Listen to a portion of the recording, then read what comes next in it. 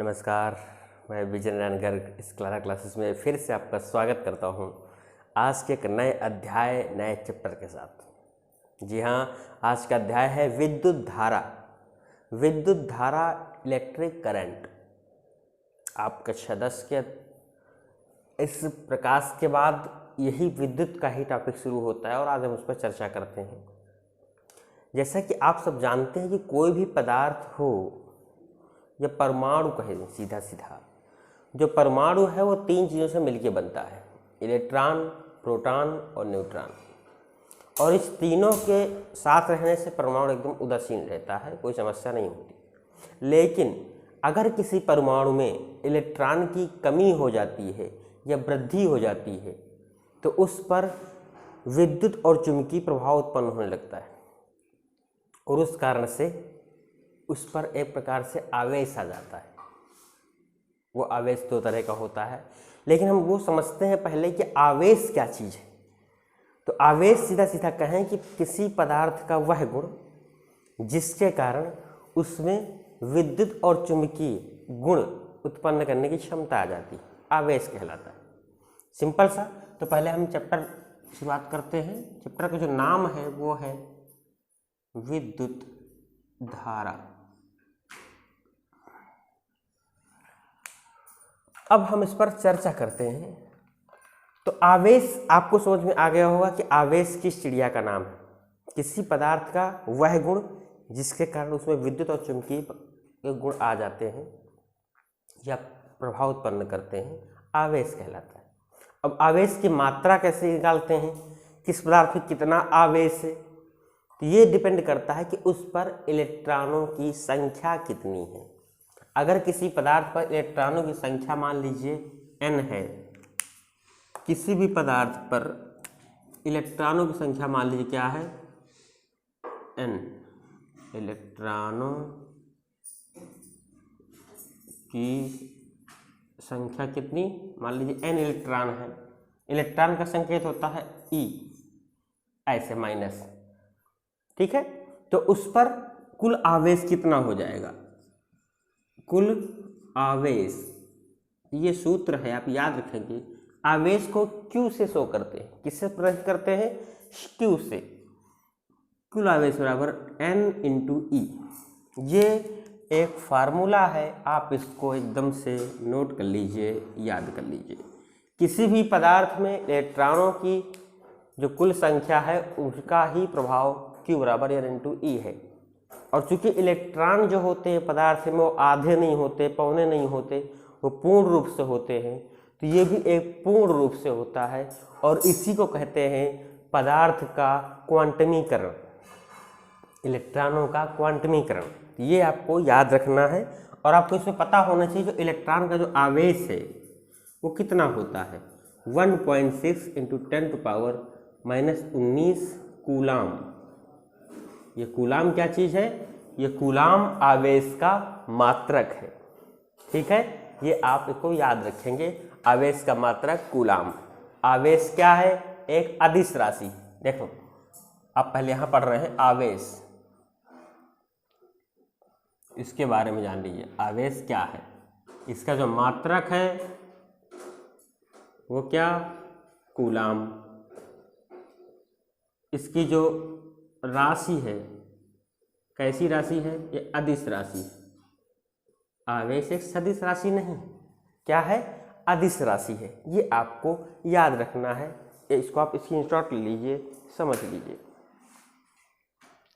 और इसको ये भी जान लीजिए कि कोई भी परमाणु है उसमें समान रूप से इलेक्ट्रॉन और प्रोटॉनों की संख्या बराबर होती है, लेकिन इलेक्ट्रॉन किसी कारण से अगर बाहर चले जाते हैं तो फिर यही होगा कि इलेक्ट्रॉन की संख्या कमी हो गई, अर्थात धनावेश आ गया। तो इस प्रकार जो आवेश है वो आवेश को कितने भाग में बांटा जा सकता है, दो प्रकार से बांटा जा सकता है। ये आपको समझ में आ गया होगा। आवेश की जो प्रकार हैं वो कितने हैं, दो हैं। दो प्रकार का होता है आवेश, दो प्रकार का। पहला धनात्मक आवेश, दूसरा ऋणात्मक आवेश। धनात्मक आवेश का मतलब क्या, कि किसी पदार्थ से इलेक्ट्रॉन बाहर चले गए, क्योंकि इलेक्ट्रॉन की प्रकृति क्या है, ऋणात्मक होती है। जब इलेक्ट्रॉन की प्रकृति ऋणात्मक है और अगर इलेक्ट्रॉन किसी पदार्थ से बाहर चले जाएंगे तो बचेगा क्या, जो बचेगा धन वाला ज़्यादा बचेगा। जब धनात्मक बचेगा तो उस पर कैसा आवेश आ जाएगा, उस पर प्लस का क्यू आवेश आ जाएगा, इसलिए इसको प्लस क्यू बोलते हैं, धनात्मक आवेश, और इसको ऋणात्मक आवेश। इसमें क्या हुआ, इलेक्ट्रॉनों की कमी, ये संक्षिप्त में लिखा दे रहा हूँ, इलेक्ट्रॉनों की कमी। जब इलेक्ट्रॉन किसी पदार्थ में कम हो जाते हैं तो वो पदार्थ कैसा हो जाएगा, धनात्मक हो जाएगा। ये क्या है, इसमें इलेक्ट्रॉनों की वृद्धि हो गई, किसी कारण से कहीं और से इलेक्ट्रॉन और आ गए, तो ये पदार्थ क्या हो गया, ऋणात्मक हो गया। भाई पहले से कर्जा लिया था और कर्जा लेके बैठ गया तो ऋणात्मक हो गया, ऋणी हो गया। ठीक है, तो आवेश दो प्रकार के होते हैं, धनात्मक आवेश, ऋणात्मक आवेश। जिस पदार्थ में इलेक्ट्रॉनों की कमी हो जाती है अर्थात धनावेश बढ़ जाता है तो उसको धनात्मक आवेश कहते हैं। मात्रक उसका भी गुलामी होता है, प्लस क्यू पर सिंबल लगाते हैं। जिसमें इलेक्ट्रॉनों की में वृद्धि हो जाती है, जब इलेक्ट्रॉनों की वृद्धि होगी तो फिर धनात्मक आवेश अपने आप कम होगा, तो उसको क्या बोलेंगे, ऋणात्मक आवेश। ठीक है, क्लियर। ये भी आप संक्षिप्त में इसको नोट करते चले। और इसके एक जो विशेष गुण होता है इन धनात्मक और ऋणात्मक आवेशों का, वो विशेष गुण ये है कि जो सजातीय हैं, सजातीय मतलब कि अगर धनात्मक धनात्मक है, सजातीय का मतलब क्या हुआ कि अगर धनात्मक धनात्मक हैं या ऋणात्मक ऋणात्मक हैं, एक ही जात के हैं, उसे कहेंगे सजातीय। अगर एक ही जात के हैं तो कहलाएगा सजातीय।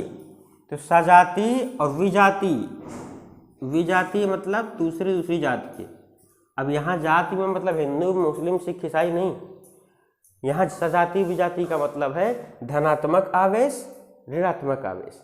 तो अगर दो आवेश हैं या दो से अधिक आवेश हैं, हम दो की बात करें पहले, तो अगर दोनों धनात्मक हैं या दोनों ऋणात्मक हैं तो ये क्या कहलाएगा, ये दोनों क्या हैं, सजातीय हैं।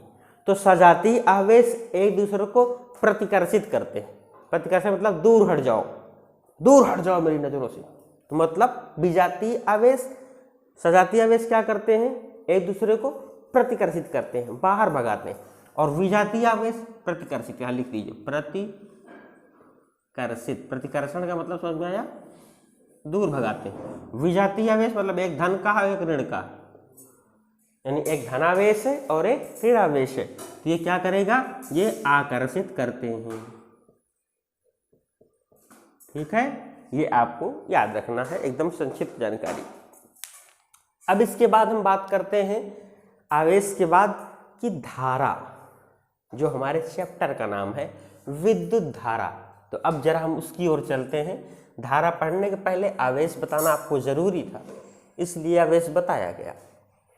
अब जरा धारा का मतलब क्या है। धारा का सीधा सीधा आशय है कि जो आवेश है, अगर वो कोई चीज़ है, कोई पदार्थ में इलेक्ट्रॉन है मान लीजिए, और वही क्योंकि इलेक्ट्रॉन ही आवेश है, मैंने अभी Q बराबर N × E बताया था, इलेक्ट्रॉनों की संख्या ही आवेश बन जाती है।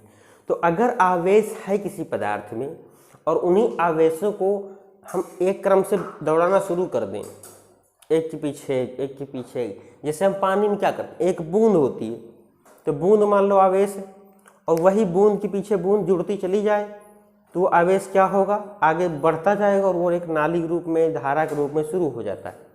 ये तो आप देखते हो ना, जब बोतल चढ़ती है कि बूंद टप टप गिरता है, लेकिन जब आगे वही नली में पहुँचता है वही बोतल, तो क्या होता है, धारा शुरू हो जाती है। उसी धारा का मतलब क्या, कि आवेश के बहने की जो गति या दर कह सकते हैं कि कितने टाइम में कितना आवेश बह गया, तो उसको कहेंगे विद्युत धारा। इसको आप समझ सकते हैं कि विद्युत धारा का सीधा सीधा परिभाषा है कि आवेश प्रवाह की दर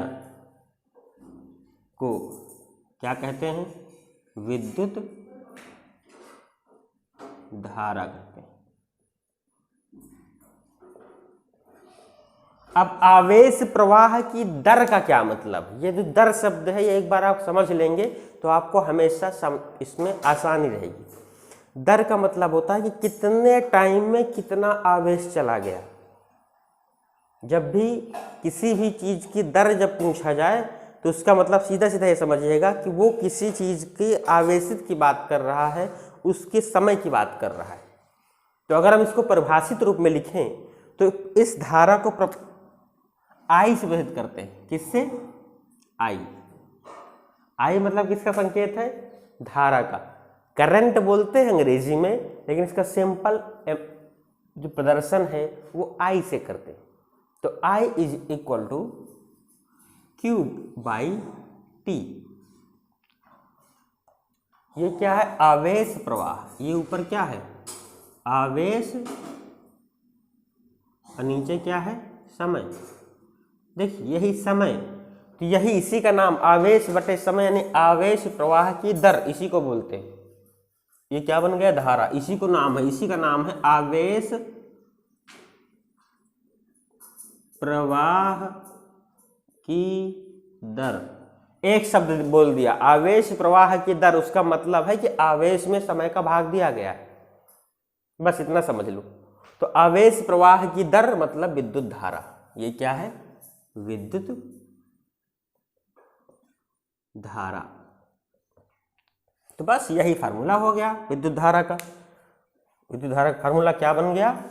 आप इसको अलग से भी याद कर लीजिए, Q बराबर I बाई टी, ऐसे। और इसी को हम दूसरे रूप में बार बार इस्तेमाल करेंगे इस प्रकार से, Q बराबर I इंटू टी। दोनों चीज एक ही है, खाली इसको हमने इधर लेकर चला गया तो ये बन गया। और Q बराबर N इंटू ई भी होता है। तो ये दोनों बराबर हो गए फार्मूले। आवेश प्रवाह की दर भी आवेश, यहाँ से अगर धारा का मान है। अब देखिए हमको पता कैसे चलेगा, हम कैसे निकालेंगे इन चीज़ों को। मान लीजिए पूछ लिया आपसे अचानक से कि किसी भी विद्युत तार में, तार मतलब प्रवाह जो वायरिंग होती है, 4 कूलाम का आवेश प्रवाहित हो रहा है और उस पर 2 एम्पियर की धारा बह रही। एम्पियर, एम्पियर क्या है? विद्युत धारा का मात्रक। मात्रक क्या होता है विद्युत धारा का? एम्पियर। ये भी याद कर लीजिए, एम्पियर। विद्युत धारा का मात्रक एम्पियर। ठीक है। तो ये एम्पियर एक वैज्ञानिक नाम था, उनके नाम के आधार पे इसका मात्रक रखा गया एम्पियर। तो ये आप इसको याद रखेंगे एकदम आसान तरीके से। इसके और भी छोटे छोटे मात्रक होते हैं, मिली एम्पियर, माइक्रो एम्पियर। तो ये मिली और माइक्रो क्या होता है? 10⁻³ तो मिली हो गया, 10⁻⁶ तो माइक्रो हो गया। ये एकदम सिंपल सा है, आप उसको बहुत दिमाग में मत रखिएगा। मैं कुछ चीज़ें आपको समान रूप से एम्पियर के रूप में ही हल करना पड़ेगा हाई स्कूल स्तर पर, लेकिन फिर भी आपको दिमाग में रखने के लिए समझ लीजिएगा कि अगर इस एम्पियर, एम्पियर मतलब मीटर मान लीजिए समझने के लिए, आप अधिकांश रूप से मीटर पैमाने का प्रयोग करते हैं, तो एम्पियर का मतलब मान लीजिए कोई मीटर है, तो मीटर में मिली मीटर कैसे निकालते हैं? तो 1000 का भाग देते हैं, तो वही 1000 का भाग 10⁻³ हो जाएगा। तो ये हो गया मिली एम्पियर। 10⁻⁶ कर दो तो ये हो गया माइक्रो एम्पियर। एम्पियर को संक्षिप्त में ए शो करते हैं, क्या लिखते हैं? ए। ठीक है।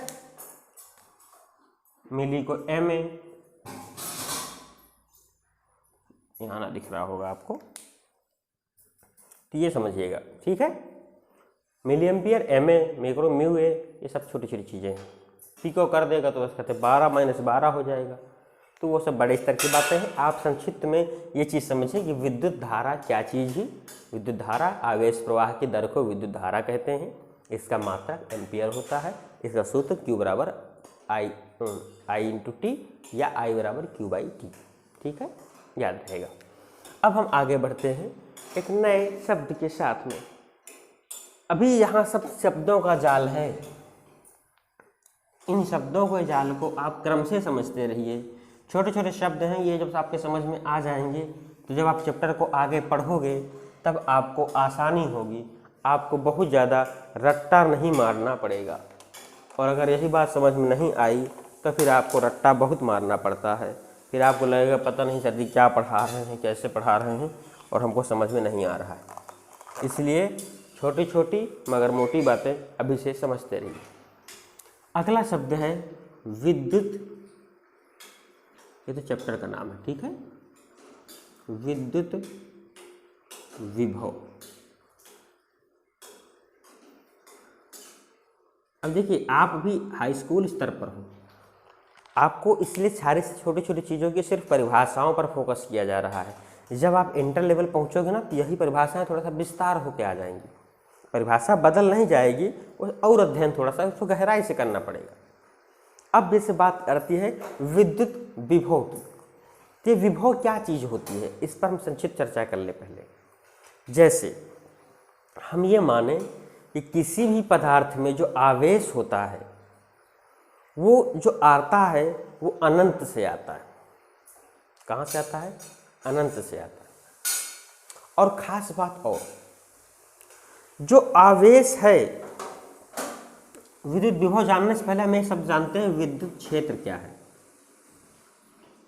विद्युत क्षेत्र, तो किसी भी जो आवेश है उस आवेश के चारों ओर वह क्षेत्र जिस पर विद्युत का अनुभव होता है या विद्युत बल का अनुभव होता है। विद्युत बल मतलब कि अगर कोई दूसरा आवेश लाया जाए उस स्थान पर, सपोज ये हमारा कोई आवेश बिंदु रखा हुआ है, ये ऐसा है प्लस का क्यू, और इसके आसपास का जो क्षेत्र है उस पर अगर हम कहीं बाहर से कोई दूसरा आवेश प्लस का मान रखा है, यहाँ पर लेके आए माइनस का क्यू सपोज, तो जहाँ पर लेके आने पर क्या होगा, इसके एक ऐसी एक रेंज होगा, एक एरिया होगा कि जहाँ पर उसके बाहर जाने पे तो कोई फर्क नहीं है, लेकिन उस एरिया के अंदर जैसे कोई बाहर से कोई दूसरा आवेश आता है तो वो आवेश क्या करे, एक बल का अनुभव करे। कैसा बल? या तो आकर्षण बल या तो प्रतिकर्षण बल।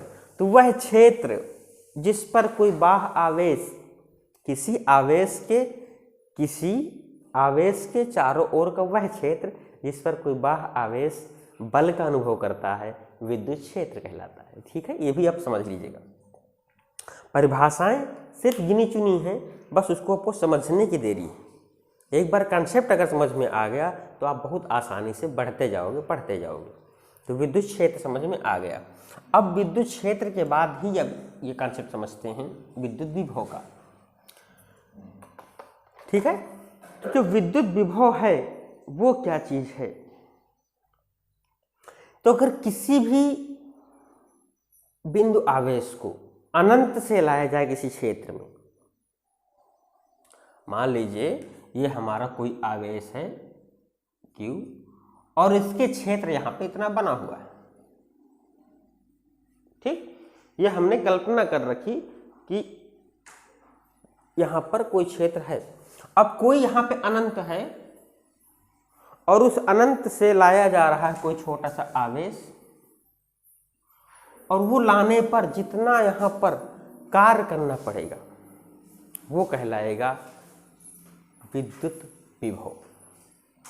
बिल्कुल आसान शब्दों में, किसी भी बिंदु आवेश को विद्युत क्षेत्र के किसी एक बिंदु तक लाने में जितना कार्य करना पड़ता है, कहाँ से लाने में? अनंत से, वही कार्य कहलाता है विद्युत विभव। बिल्कुल आसान और सरल शब्दों में। इसको आप यहां से डिलीट कर दीजिए। अब आप सीधा परिभाषा की बात करेंगे। कैसे? कि विद्युत विभव को हम प्रदर्शित करते हैं कैपिटल V से। V equal to W/Q। W क्या है? W है कि किसी धनावेश को, सीधा सीधा कह सकते हैं क्योंकि परीक्षण आवेश भी हमने यहाँ लिया था, उसको परीक्षण आवेश बोलते हैं, बड़े शब्दों में समझ में आएगा। तो किसी धनावेश को अनंत से विद्युत क्षेत्र के किसी एक बिंदु तक लाने में किया गया कार्य, वो क्या है? W। और वो धनावेश क्या है? ये Q है। और यही कार्य ही विद्युत विभव के रूप में कहलाता है। ठीक, ये आपको समझना, ये क्या, कार्य और ये धनावेश।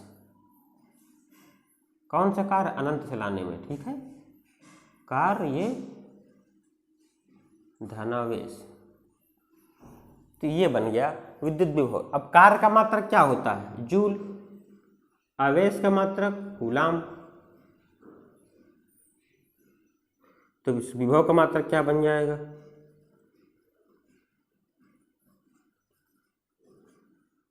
जूल प्रति कूलाम, जूल प्रति कूलाम, या इसी को वोल्ट बोलते हैं।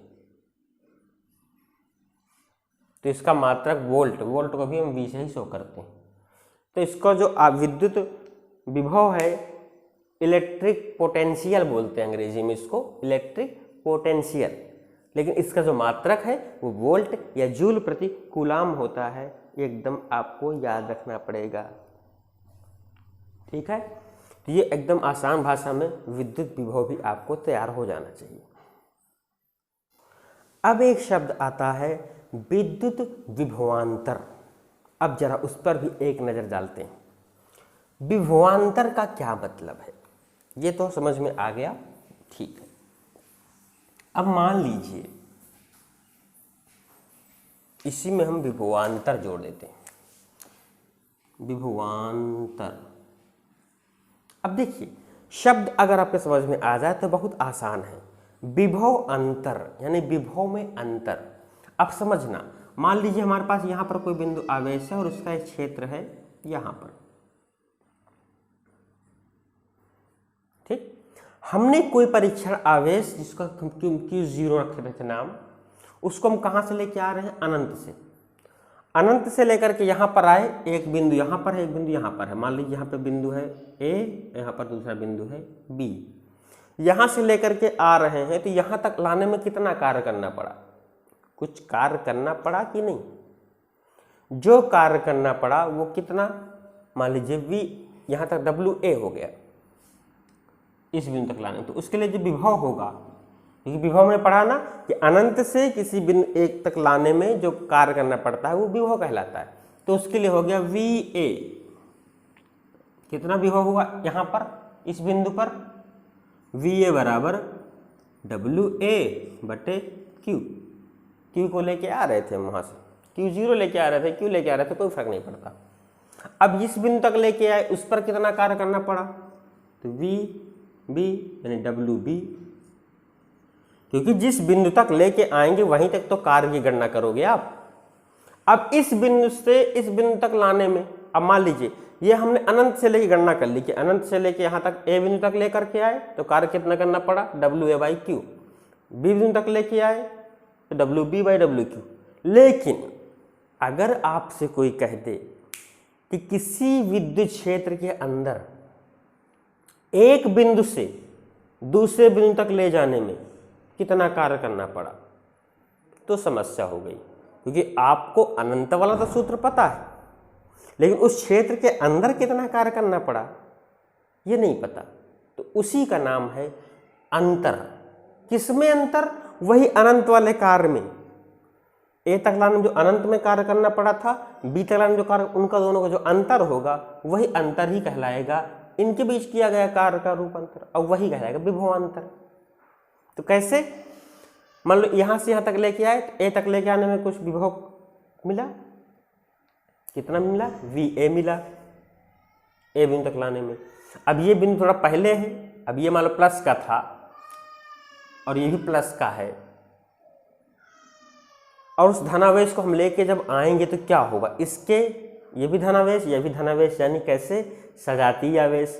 अब सजातीय आवेश से लेकर के आ रहे हैं तो क्या करेंगे, एक दूसरे को लड़ाई करेंगे, भगाएंगे। इसके बावजूद हम उसको पकड़ के लेके आ रहे हैं तो क्या करना पड़ेगा हमको, एक अलग से कार्य करना पड़ रहा है। वही कार्य ही विभव कहला रहा था। अब ए बिंदु तक लेकर के आए, कुछ अलग कार्य हुआ, क्योंकि इसकी दूरी इसके बहुत करीब है। अभी ज़्यादा करीब है तो ज़्यादा प्रकृत कर रहा होगा, तो यहाँ तक लाने में ज़्यादा कार्य करना पड़ा, यहाँ तक कम कार्य करना पड़ा। थोड़ा दूर है तो थोड़ा सा कम मेहनत पड़ेगी, ठीक है। तो यहाँ से यहाँ तक लाए, कार्य किए इतना WA, विभव बना इतना। यहाँ से यहाँ तक लाए, WB, विभव बना इतना। तो अब अंतर पूछ रहा है दो बिंदुओं के बीच, तो आपको ज़्यादा डिटेल में सिर्फ समझाने के लिए बताया है। जब आपसे विभवांतर की बात करें तो आप सीधा सीधा लिखो कि VA माइनस VB बराबर WA, वही से घटा दीजिए बाई Q। ये सूत्र निकालना सिखा रहा हूँ आपको, बाई WQ बाई Q। फिर QQ दोनों बराबर होती, ये बन गया VA माइनस VB यानी विभव में अंतर, ये हो गया WA minus WB by Q। भाई हर बराबर है, हमने ऊपर घटा दिया। इसका नाम है डेल्टा V यानी विभव में अंतर, इसको डेल्टा शो करते हैं। और ये क्या है? कार्य। अब ये जो कार्य है ये क्या है? हमने कार्य में अंतर यहाँ लिखोगे तो कम मजा आएगा। तो अब आप इसको एक शब्द बोलोगे कि एक बिंदु से दूसरे बिंदु तक लाने में कार्य, हमने W ही लिख दिया इसको भी। लेकिन हमको यहाँ पे समझना है कि वो W क्या है। ये जो W है ये अनंत से आने वाला नहीं है, अनंत वाली स्थिति पहले हम निकाल चुके हैं। ये है किसी एक बिंदु से दूसरे बिंदु तक ले जाने में किया गया कार्य, वो ऐसे। तो ये विभवांतर का सूत्र निकल के आ गया आपके सामने। अब हम ये कहें कि किसी एक कूलाम आवेश को एक बिंदु से दूसरे बिंदु तक ले जाने में अगर 1 जूल कार्य करना पड़ता है तो कितना विभवांतर होगा? 1 वोल्ट होगा। ये बिल्कुल आसान शब्दों में आप इसको समझ सकते हैं, कोई कठिनाई नहीं है। इसका भी जो मात्रक है, चाहे विभव लिखिए या विभवांतर लिखिए, दोनों का मात्रक वोल्ट ही होता है। ठीक है, ये आपको समझना है। और जब भी हम एक यंत्र होता है जिसका नाम है वोल्ट मीटर।